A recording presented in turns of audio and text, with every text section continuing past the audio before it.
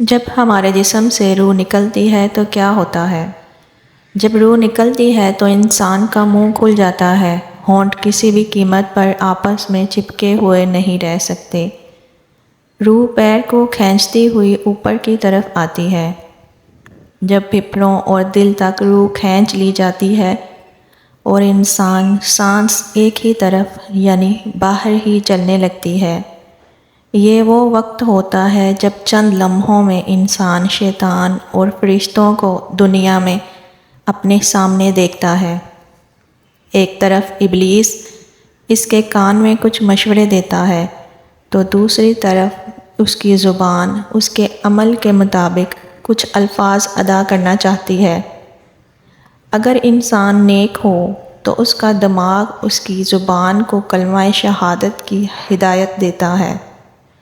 اگر انسان کافر ہو، بددین، مشرک یا دنیا پرست ہو تو اس کا دماغ کنفیوژن اور ایک عجیب ہیبت کا شکار ہو کر شیطان کے مشورے کی پیروی کرتا ہے اور بہت ہی مشکل سے کچھ الفاظ زبان سے ادا کرنے کی بھرپور کوشش کرتا ہے۔ یہ سب اتنی تیزی سے ہوتا ہے کہ دماغ کو دنیا کی فضول باتوں کو سوچنے کا موقع ہی نہیں ملتا۔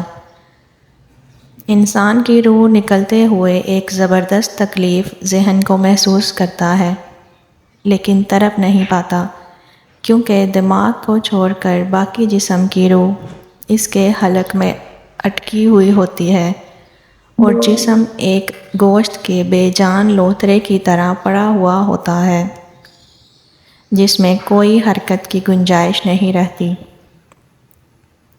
آخر میں دماغ کی روح بھی کھینچ لی جاتی ہے۔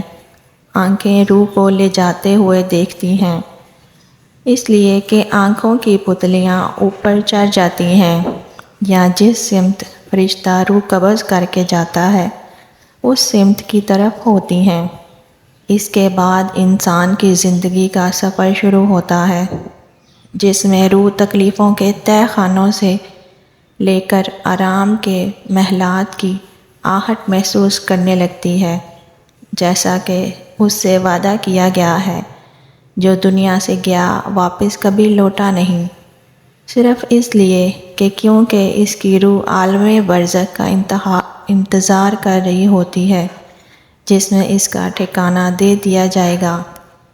اس دنیا میں محسوس ہونے والی طویل مدت ان روحوں کے لیے چند سیکنڈ زیادہ نہیں ہوگی، یہاں تک کہ اگر کوئی آج سے کروڑوں سال پہلے ہی کیوں نہ مر چکا ہو۔ مومن کی روح اس طرح کھینچ لی جاتی ہے جیسے آٹے سے بال نکالا جاتا ہے۔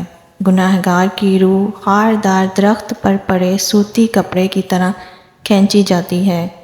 اللہ سبحانہ و تعالی ہم سب کو موت کے وقت کلمہ نصیب فرما کر آسانی کے ساتھ روح قبض فرمائے اور نبی پاک صلی اللہ علیہ وسلم کا دیدار نصیب فرما، آمین یا رب العالمین۔